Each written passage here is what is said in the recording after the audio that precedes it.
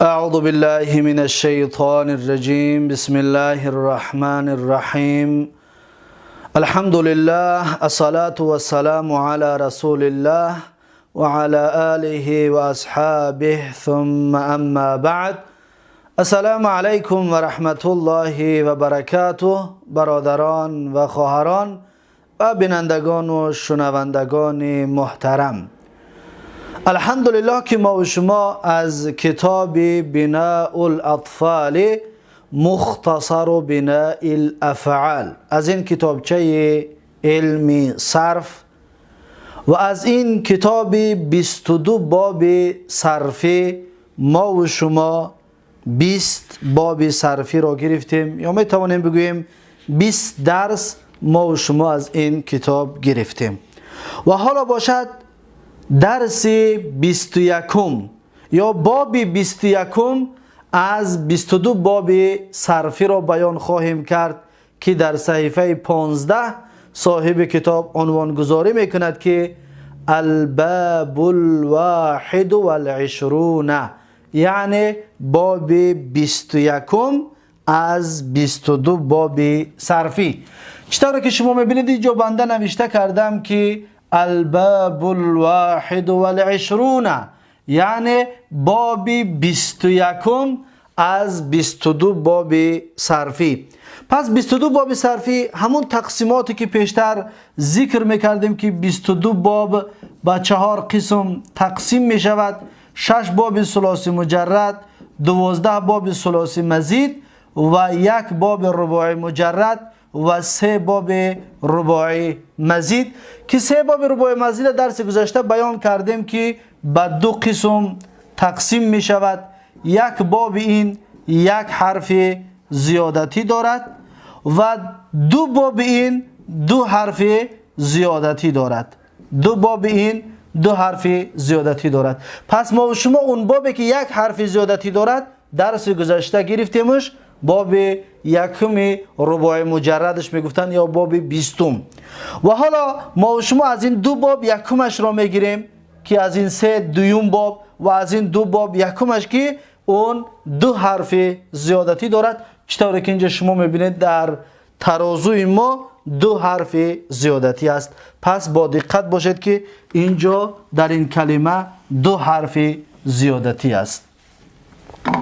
خب میگذاریم با کتاب که صاحب کتاب چی میگوید؟ میگوید که الباب الواحد والعشرون، باب 21 از 22 باب صرفی و باب 2 از باب ثلاثی مزید که 2 حرف زیادتی دارد.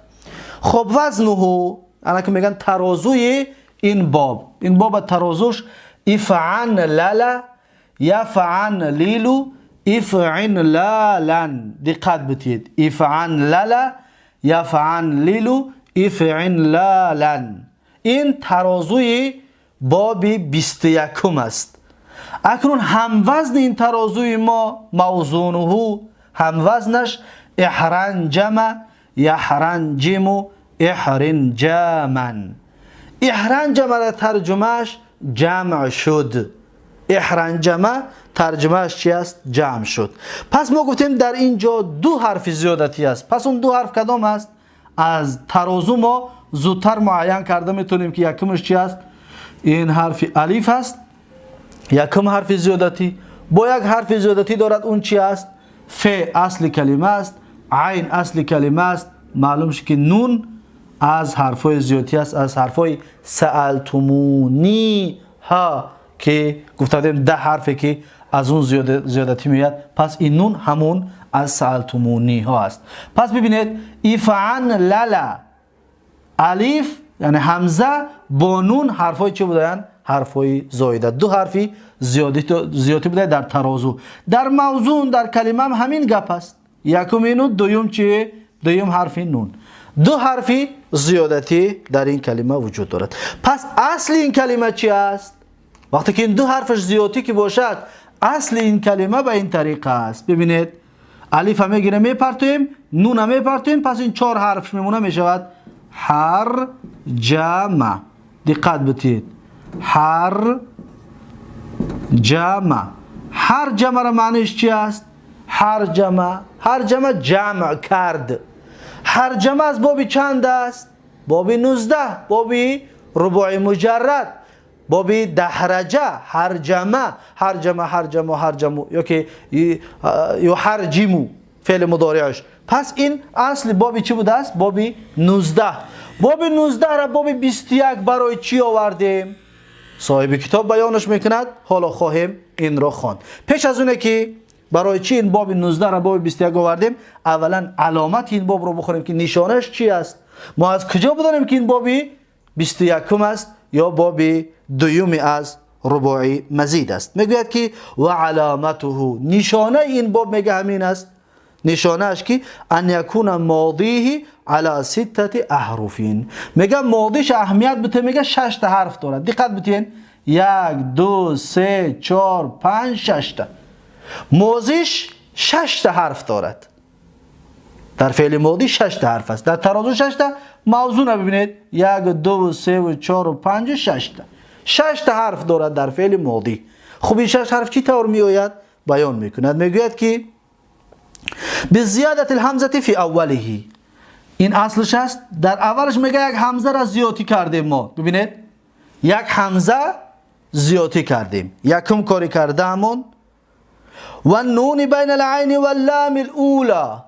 بین عین لام اولا یعنی لام یکم، زیرا که ما گفتیم رباعی دو لام دارد، لام اولا و لام ثانی. لام اولا لام یکم، لام ثانی لام دوم. پس لام اولا این هست، عین اینجا. بین عین و لام اولا یک نون ما همراه کردیم. ببینید نون همراه کردیم. لام این لام عین کلمه است، این حرف جیم لام اولای کلمه هست، در مقابل لام اولای کلمه است. پس در بین عین کلمه و لام اولا حرف نون ما زیادی کردیم. یعنی در بین ر و جیم حرف نون چکار کردیم؟ زیادی کردیم. پس این دو حرفی چی داشته است؟ زیادی. وقتی ما کلمه را به همین طریق دیدیم میشناسیم که از باب 21 است. دیگه یگان مشکلی نمیشه. اکنون شناس کرد قطعی ما باب 21 را. بعدش چی میگوید؟ میگوید و بناؤه. انا دقت بده که میگه ساخت این باب برای چی است؟ این باب رو عرب برای چی ساختن؟ این مسئله بسیار مسئله مهم است. میگه که بناؤه یعنی ساخت این کلمه للمطاوعه ایضا، برای مطاوعه هست. مطاوعه را ما و شما چند بار گرفتیم؟ مطاوعه قبول اثر شیء. مطاوعه را ما در باب 10 گرفتیم 1، در باب 11 گرفتیم 2، در باب 14 گرفتیم 3، در باب 20 گرفتیم 4 و در باب 21 میگیریم 5. باب 21 هم برای مطاوعه بده است.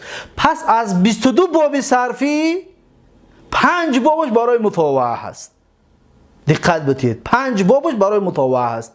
اما اکنون از کدام باب مطاوعه میکنه در کتابای بعدی میخونیم، زیرا که هر یک باب برای مطاوعه کردن بابهای معین است. هر کار کردن نمیتواند، بابهای معین مطاوعه میکند.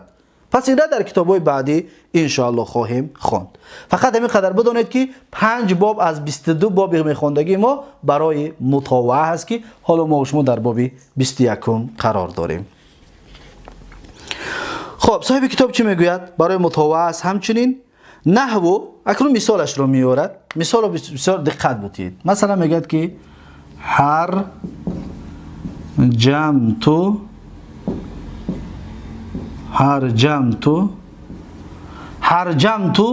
الابل.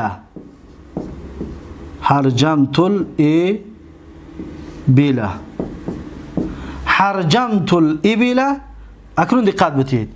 این فعل چی است؟ فعل متعدی است. هرجمه فعل متعدی است، جمع کرد. هرجمت الابل، جمع کردم شترها را. اکنون ما میخوایم مطاوعهش کنیم. فاعل را مفعول به را در جای فاعل بیاریم. یعنی بگیم که شترها چون جمع شدن چی میگیم؟ بگیم فحرن جمع. دقت بدید. فحرن جمع الابل یا فحرن جمعت الابل، زیرا که شترها جمع هستند، جمع مؤنث است، ت برای ما در کار است. فحرن جمعت الابل. پس ما میتونیم بگیم فحرن جمعت الابلو، یعنی که جمع شدند شترها. دقت بتید، میگوید که هرجمتو فعل چیه؟ متعدی است، زیرا که این مفعول بهیش است. این مفعول بهی هرجمه است. دقت بتید، مفعول بهی است، یعنی جمع کردم من شترها را. کی جمع کرده است؟ من جمع کردم. پس مفعول بهی فعل هرجمه متعدی بوده است. اگه ما گفتیم مطوع که میکنیم لازم میشود، مفعول بهی از بین میرود، مفعول بهی در جای فاعل میآید. پس میگیم احرنجمت الابل. دقت بتید، این همین مفعول بهی بود که وقتی ما مطوع کردیم بابی 19 را بابی 21 آوردیم، باب رباعی مجرده، دویم باب رباعی مزید که بردیم شد برای مطوع که جمع شد شترها. یادتون هست که به همین طریق مثال ما در باب چی خواندگی بودیم؟ در باب 11 گفتیم جمعت الابل فاجتمعت الابل. همون ترجمهش همون است، فقط کلمه فرق کرد، ترجمه همون است. ما گفتیم که جمع کردم شترها را پس جمع شد شترها، جمع کردم شترها را پس جمع شد شترها. همون بابی 11 را ترجمه شد. چطور که باب 11 برای مطوعه بود، باب 21 هم برای چی بوده است؟ برای مطوعه بوده است. پس این از مثال ما فهمیدیم که برای چی است؟ برای مطوعه. همچنین گفت بناش ساختش برای مطوعه است. برای مطوعه که باشد دیگر معلوم شد که فعلی لازم است. پس باب 21 همه فعلش چی است؟ لازم است. وقتی مطوعه که بگیم یعنی لازم، فعل لازم، مفعول به ندارد. این فعل مفعول به را قبول نمی کند. چرا؟ زیرا که این برای مطوعه هست و فعل لازم است. اما باب اصلش در برگردیم، زیادتش بگیریم پرتویم، اصلش در برگردیم مفعول به را قبول میگه، متعدی است، فعلی متعدی است که ما لازمش کردیم. خب و در اینجا این مثال ده که چرا الف نخوندیم، در گذشته گفته بودیم که این الف همزه وصل است. در اول کلمه احرنجمه میخونیم، در بین کلمه که بیاد خوانده نمیشود. این الف نمیخونیم، فهرنجمه میگیم، همزه وصل است، در بین خوانده نمیشود. در این باره در گذشته صحبت داشتیم. اکنون اعرابش هرجمت الابل. هرجم فعل ماضی مبني على السكون لاتصاله بتاء الفاعل یا بضمیر الفاعل، و تو ضمیر متصل مبني على الضم في محل رفع فاعل. الابل مفعول به منصوب و علامت نصب الفتحه الظاهره. پس این تحلیل همین کلمه. فهرنجمت الابل، فهرنجمه، احرنجمه فعل ماضی مبني على الفتح لا محل له من الاعراب. تي حرف التاء الساكنه حرف علامت تانیث لا محل له من الاعراب. الابل فاعل مرفوع و علامت رفع الضمه الظاهره. پس این تحلیل این کلمه هست. پس با همین درس امروزه ما و شما درس 21 با آخر رسید و درس 21 باب دومی رباعی مزید با آخر رسید. اکنون بیایید یک جا اشتقاق های 12 گانه را میگیریم که اشتقاق های 12 گانه به چی طریق می آید؟ از باب 21. پس فعل ماضی باب 21 چی است؟ احرنجمه. احرنجمه، احرنجمه معناش جمع شد. احرنجمه معناش جمع شد. پس 14 صیغه معلومش بگویید. احرنجمه، احرنجمه، احرنجمو، احرنجمت، احرنجمتا، احرنجمنا، احرنجمت، احرنجمتم، احرنجمتم، احرنجمت، احرنجمتم، احرنجمتن، احرنجمتو، احرنجمنا، احرنجمنا. پس چند تا می شود؟ 14 صیغه. 14 صیغه معلومش. پس مجهولش کردن چی می شود؟ احرنجمه. احرنجمه. 14 صیغه مجهولش رو همچنین بگید، دیگه تغییرات نیست. احرنجمه، احرنجمه، احرنجمو، احرنجمت، احرنجمتا، احرنجمنا، احرنجمت، احرنجمتم، احرنجمتم، احرنجمتو، احرنجمنا. 14 صیغه مجهولش. بعد از این در فعل چی میگذره؟ فعل مضارع. یحرنجمو، یحرنجمو، یحرنجمو، یحرنجمو. یحرنجمو یعنی جمع می شود، جمع می شود در زمان آینده. پس 14 صیغه معلوم دارد. یحرنجمو، یحرنجمون، یحرنجمون، تحرنجمو، تحرنجمون، یحرنجمنا، تحرنجمو، تحرنجمون، تحرنجمون، تحرنجمین، تحرنجمون، تحرنجمنا، احرنجمو، نحرنجمو. 14 صیغه معلوم و مجهولش کرده چی می شود؟ یحرنجمو. یحرنجمون تا آخرش شما خودتون بگوید. اسم فاعلش چی است؟ محرنجمون. محرنجمون. ببینید محرنجمون یک جمع کننده. محرنجمون. پس 4-6 صیغه دارد، شما خودتون بگید. محرنجمون، محرنجمونی، محرنجمونه، محرنجماتون. 6 صیغه اسم فاعل. اسم مفعول چی بشود؟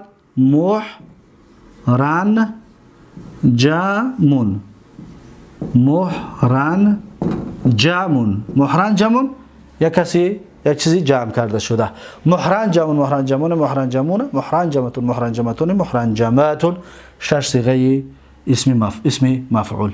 پس فعل جهدش چی است؟ لم یحرنجم. لم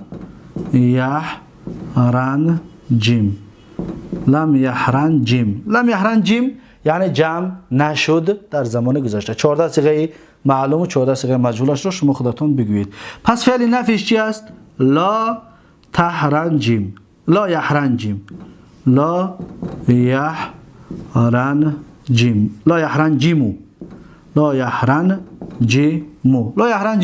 یعنی جمع نمیشود در زمان آینده. 14 صیغه معلوم و 14 صیغه مجهولش رو بگویید. فعل امرش چی است؟ فعل امرش احرنجم.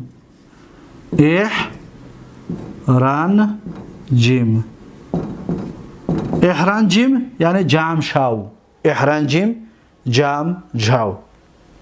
پس 6 صیغه دارد. احرنجم، احرنجمو، احرنجما، احرنجمنا. 6 صیغه فعل امر. فعل نهیش چی است؟ لا تحرنجم